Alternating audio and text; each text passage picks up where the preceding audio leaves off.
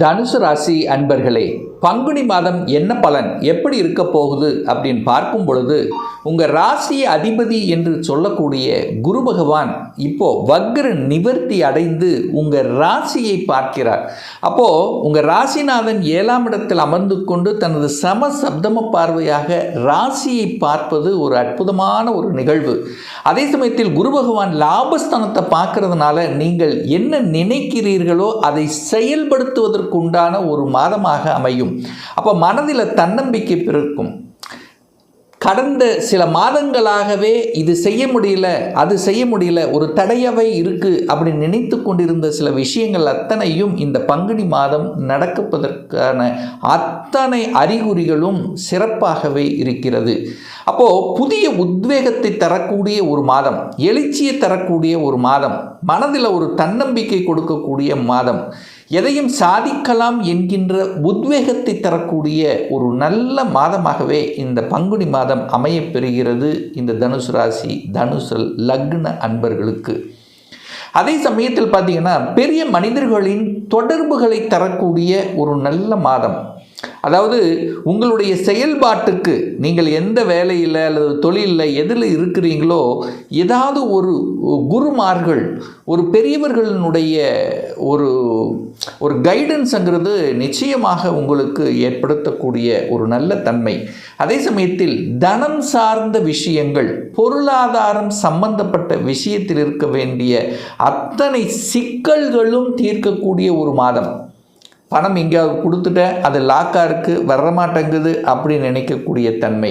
அப்போ பணம் சம்பந்தப்பட்ட விஷயத்தில் அனுகூலத்தை தரக்கூடிய ஒரு நல்ல மாதம் இந்த பங்குனி மாதம்.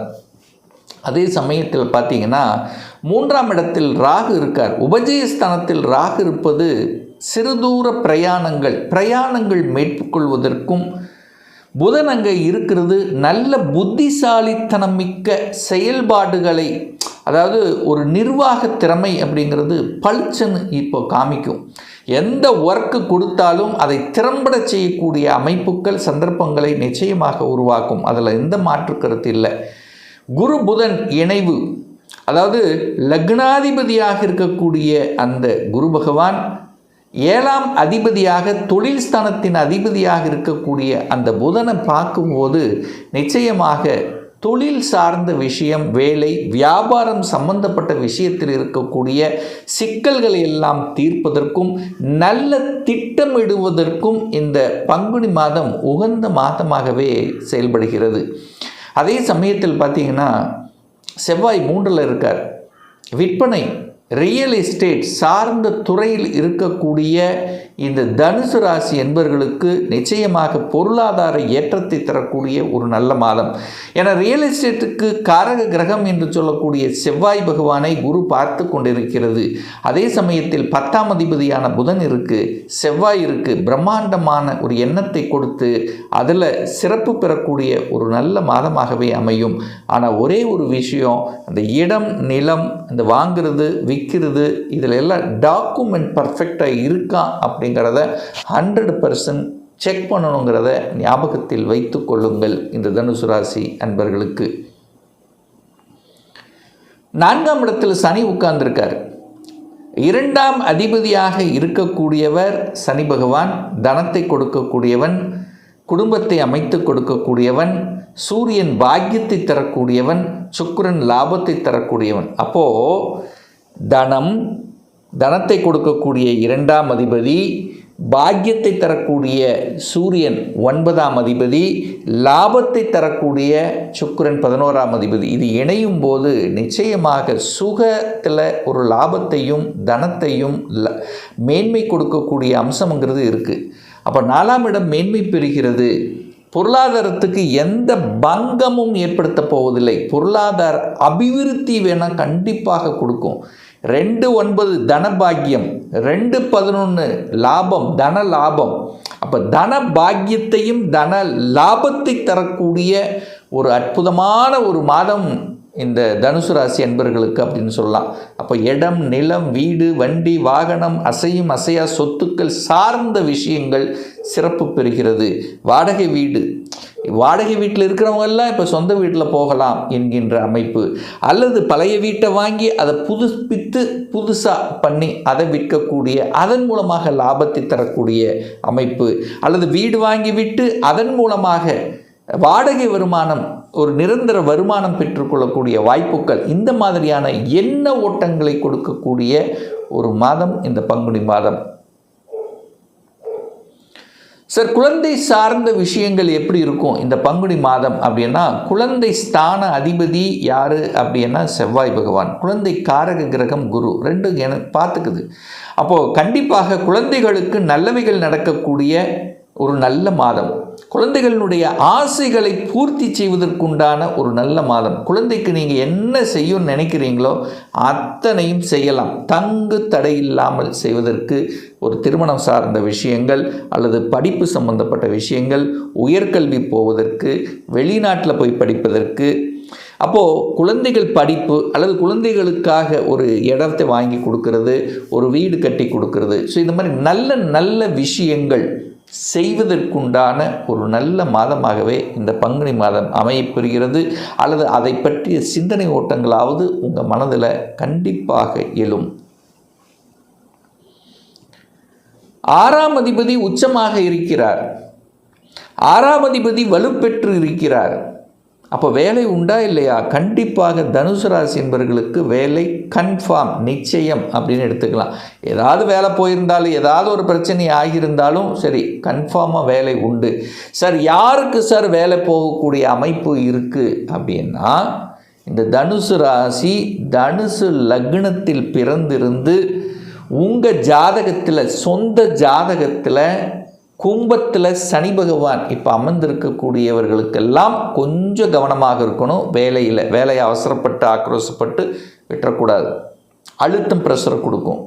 அதே சமயத்தில் உங்கள் சொந்த ஜாதகத்தில் தனுசு லக்னம், தனுசு ராசியாக இருந்து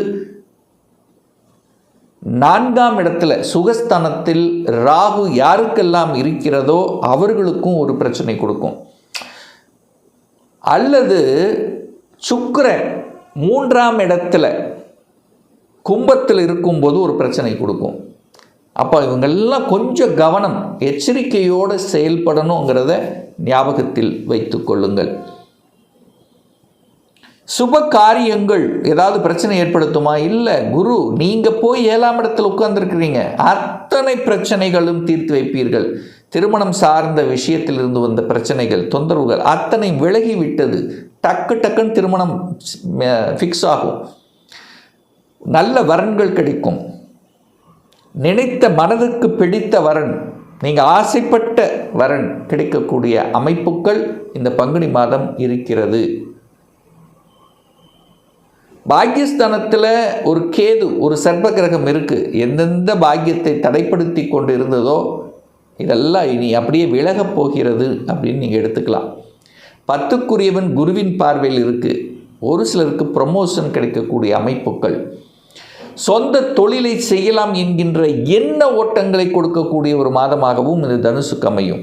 அப்போ சொந்த தொழில் அல்லது தொழிலில் விரிவாக்கம் செய்வது, சொந்த தொழிலுக்காக கடனை வாங்குவது,